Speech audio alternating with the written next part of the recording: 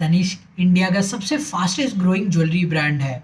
Titan company के total revenue में सबसे ज़्यादा कंट्रीब्यूशन भी तनिष्क करता है। लेकिन तनिष्क नाम का मतलब क्या है? मिस्टर जग्स देसाई, जो कि टाइटन के मैनेजिंग डायरेक्टर रह चुके हैं, उन्होंने तनिष्क के नाम को चुना था। तनिष्क को अगर हम अलग करके देखेंगे तो तन का मतलब बॉडी और निश का मतलब गोल्ड ऑर्नामेंट होता है। नाम एकदम परफेक्ट चुना गया था। आपको पता होगा कि लास्ट ईयर तनिष्क अपनी एड की वजह से बहुत ज़्यादा कंट्रोवर्सी में भी आया था, पर आज हम उस कंट्रोवर्सी के बारे में बात नहीं करेंगे। आज हम जानेंगे कि कैसे तनिष्क की कहानी फ्लॉप मूवी से ब्लॉकबस्टर हिट बनी। So let's get into the detail.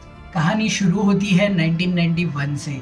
India foreign currency crisis face कर रही थी। अकॉर्डिंग टू रिपोर्ट्स, इंडिया के पास सिर्फ 15 दिन के इंपोर्ट्स को पूरा कर पाए इतना ही फॉरेक्स बचा था। उसी टाइम टाइटन का वॉच बिजनेस भी बहुत अच्छा परफॉर्म कर रहा था, लेकिन टाइटन को अपना वॉच मैन्युफैक्चरिंग में लगने वाले कुछ इक्विपमेंट्स फॉरेन से इंपोर्ट करने पड़ते थे। इसीलिए टाइटन को फॉरेक्स की हमेशा ज़रूरत रहती थी। But because of the forex crisis, Titan को अपना फॉरेक्स खुद से अर्न करने को गवर्नमेंट से कहा गया, और इसी वजह से टाइटन नए बिजनेस की तलाश में लग गया जिससे फॉरेक्स अर्न करना आसान हो जाए।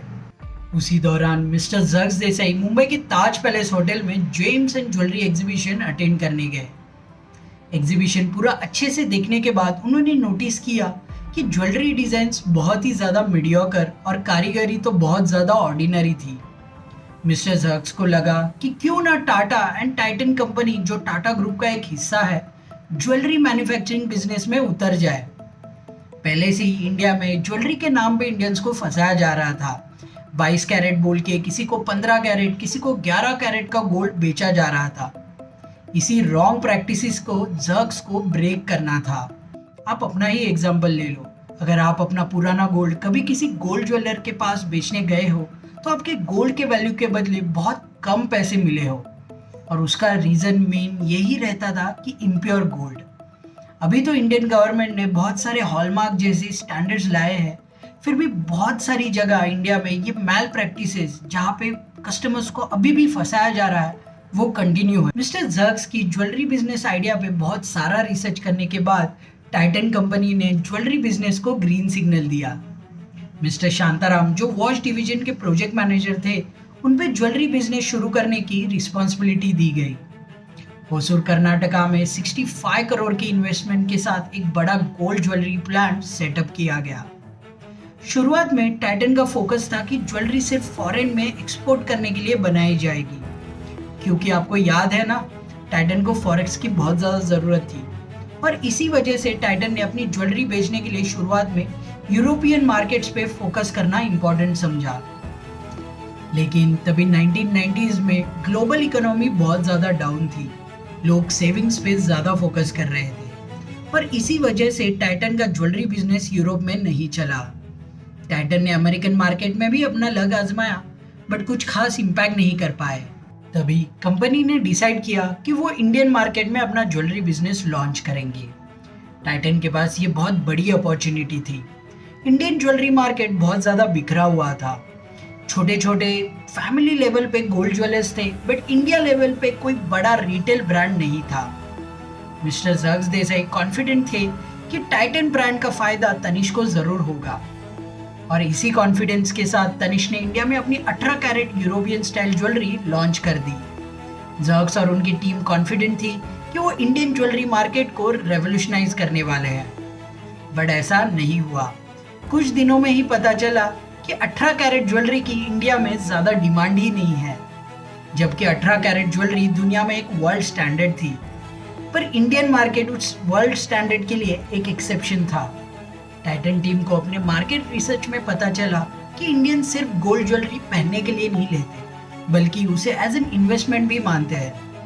यहाँ पे टाइटन ग्रुप की गलती हो गई थी। तनिष्क की ज्वेलरी डिजाइन्स की तारीफें इंडिया में बहुत ज़्यादा हो रही थी, पर 18 कैरेट ज्वेलरी होने के कारण वो उसको सेल नहीं कर पा रहे थे। टाइटन को जल्द ही अपनी गलती का एहसास हो गया, और उन्होंने नई 22 कैरेट वाली गोल्ड ज्वेलरी इंडिया में लॉन्च कर दी, जिसकी डिजाइन्स इंडियन ट्रेडिशंस पे बेस्ड थी। आपको लग रहा होगा तनिष्क की तो अभी सारी प्रॉब्लम्स खत्म, पर नहीं। 22 कैरेट गोल्ड ज्वेलरी के इंट्रोडक्शन के बाद थोड़ी हेल्प तो हुई थी, पर फिर भी लॉसेस कम नहीं हो रहे थे। तनिष्क लगभग 100 करोड़ के लॉसेस अभी तक अक्यूमुलेट कर चुका था और कर्जे में पूरा डूब चुका था। टाटा ग्रुप बल्कि ये सोच रहा था कि ज्वेलरी बिजनेस को बेचा जाए, क्योंकि वो टाइटन के वॉच बिजनेस पे भी ज़्यादा अफेक्ट कर रहा था। तनिष्क को अपने आप को प्रूव करना था और तभी मूवी में एंट्री होती है नए हीरो की। वो थे मिस्टर वसंत नांगिया। मिस्टर वसंत जी को स्ट्रगलिंग ज्वेलरी डिवीजन का इंचार्ज बना दिया गया। मिस्टर ज़ग्स देसाई ने वसंत जी को अपनी टीम चुनने के लिए और बिजनेस डिसीजन लेने के लिए पूरा फ्रीडम दिया गया। मिस्टर नांगिया की टीम ने बेसिक्स को सुधारना चालू किया। इंडियन ज्वेलरी बायर्स जब भी गोल्ड खरीदने जाते हैं तभी गोल्ड का weight, diamond weight and making charges ऐसी सारी इंफॉर्मेशन वो डिमांड करते हैं। इसीलिए तनिष्क ने भी अपनी ज्वेलरी के प्राइस टैग्स चेंज कर दिए और ये सारी इंफॉर्मेशन उस पर मेंशन की। और इसी वजह से तनिष्क के स्टाफ को कंज्यूमर्स को गोल्ड के बारे में एक्सप्लेन करना इजी हो गया। स्टोर के लेआउट्स चेंज किए गए ताकि पूरी प्रोडक्ट लाइन अच्छे से दिख जाए। यहाँ तक कि डिस्प्ले ट्रेस, स्टाफ का यूनिफॉर्म, उनके ट्रेनिंग प्रोग्राम्स, ये सब कुछ चेंज किया गया। लेकिन इतना सब कुछ करने के बाद भी कुछ तो मिसिंग था। फिर भी सेल्स इतनी ज़्यादा बढ़ नहीं रही थी। तभी मिस्टर शांताराम जो टीम के मेंबर थे, उन्होंने 1996 में बेसल में हुए world watch and jewellery show में एक एक्सरे मशीन देखी थी जो 3 मिनट के अंदर ही गोल्ड की प्योरिटी बता देती। इस मशीन को बाद में कैरेट मीटर भी कहा जाने लगा। शांताराम ने इस मशीन के बारे में मिस्टर नांगिया को बताया। मिस्टर नांगिया को इस मशीन का हिडन पोटेंशियल बहुत जल्दी समझ आया था, लेकिन एक बड़ी दिक्कत थी। इस एक मशीन का कॉस्ट 10 से 12 लाख रुपए था और तनिष्क जैसे लॉस मेकिंग बिजनेस के लिए ये एक अफोर्डेबल नहीं था। बट मिस्टर ज़ग्स देसाई को मानना पड़ेगा, ऐसी सिचुएशन में भी ये मशीन परचेज करने की उन्होंने परमिशन दे दी और तनिष्क ने ऐसी 14 मशीनें परचेज कर ली। अभी ये मशीन्स को टेस्ट करने का टाइम आया था। टीम ने मध्य प्रदेश में इंदौर सिटी को चुना, जहाँ पे गोल्ड कंजम्पशन ज़्यादा था और इम्प्योर गोल्ड बेचने की प्रैक्टिसेस भी बहुत हाई थी। टेस्ट की सुबह लोकल न्यूज़पेपर में तनिष्क ने ऐड पब्लिश की। उसमें लिखा गया कि आपके फैमिली में एक चोर है और फैमिली ज्वेलर को भी मेंशन किया गया। तनिष्क ने लोगों को अपने स्टोर को विजिट करके फ्री में अपने गोल्ड की प्योरिटी चेक करने के लिए इनवाइट किया गया। और फिर क्या, इसी ऐड को पढ़ के कुछ लोगों ने स्टोर विजिट किया और अपना गोल्ड चेक करवाया तो लोग हैरान रह गए। 22 कैरेट गोल्ड के नाम पर किसी को 16, किसी को 17 कैरेट का गोल्ड बेचा गया था। तनिष्क का तीर सही निशाने पे लगा था। ये बात पूरे शहर में आग की तरह फैल गई। स्टोर पे गोल्ड चेक करने के लिए लोगों की भीड़ बढ़ने लगी। एक लेडी को तो 22 कैरेट के बैंगल के बदले में 11 कैरेट की बैंगल बेची गई थी। ऐसे कई सारे लोगों को फंसाया गया था, लेकिन इसके बाद जो होना था वो हो गया। फैमिली ज्वेलर्स ने तनिष्क के स्टोर पे धरना बोल दिया। वो लोग बहुत ज़्यादा भड़के हुए थे। आखिरकार सिचुएशन कंट्रोल करने के लिए पुलिस को बुलाना पड़ा। पर कह सकते हैं कि इस इंसिडेंट के बाद गोल्ड कंज्यूमर्स में तनिष्क के लिए एक पॉजिटिविटी क्रिएट हो गई थी। लेकिन प्रॉब्लम्स अभी पूरी सॉल्व नहीं हुई थी। लोग अभी भी सिर्फ अपना गोल्ड चेक करने के लिए तनिष्क स्टोर को विजिट कर रहे थे, बट उनसे कुछ परचेज नहीं कर रहे थे। लोगों को तनिष्क एक अमीरों का ब्रांड है जहाँ पे सिर्फ एक्सपेंसिव ज्वेलरी मिलती है ऐसा ही लग रहा था और तनिष्क को इसी परसेप्शन को चेंज करना था। एक दिन तनिष्क के बेंगलुरु स्टोर में एक लेडी आई, अपनी ज्वेलरी कैरेट मीटर पे टेस्ट की और जाने लगी। तभी वहाँ तनिष्क के टॉप ऑफिशियल्स भी प्रेजेंट थे। उन्होंने उस लेडी को पूछा कि हम आपकी कोई और सेवा कर सकते हैं। वो लेडी भड़क गई और बोली, आप सिर्फ हमें बुरा फील करवाने के लिए ये गोल्ड टेस्ट फ्री में करते हो। आपके पास इस प्रॉब्लम का कोई सल्यूशन नहीं है। उस लेडी की ये बात बहुत सही थी। ये बात पूरी टीम को दिल पे लग गई और उन्हें रियलाइज हुआ कि हमने सिर्फ प्रॉब्लम को आइडेंटिफाई किया है, पर इसका कोई सल्यूशन कस्टमर को नहीं दिया।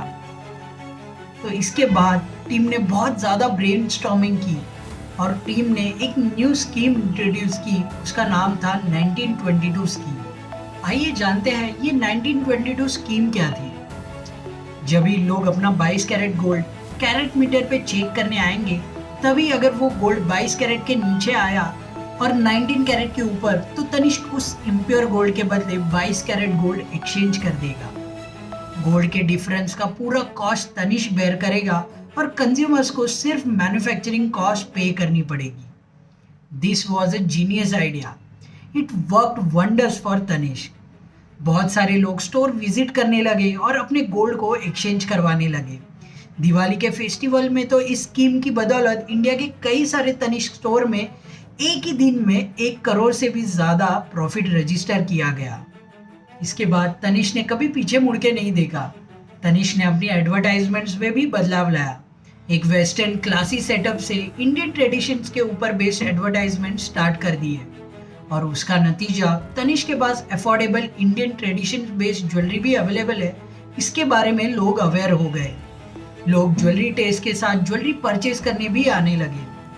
टाइटन का ज्वेलरी डिवीजन जो पहले सिंगल डिजिट कंट्रीब्यूशन करता था टाइटन के रेवेन्यू में, वो अभी 83% बन चुका था और वॉच डिवीजन अभी तो सिर्फ 13% कंट्रीब्यूट करता है टाइटन के रेवेन्यू में।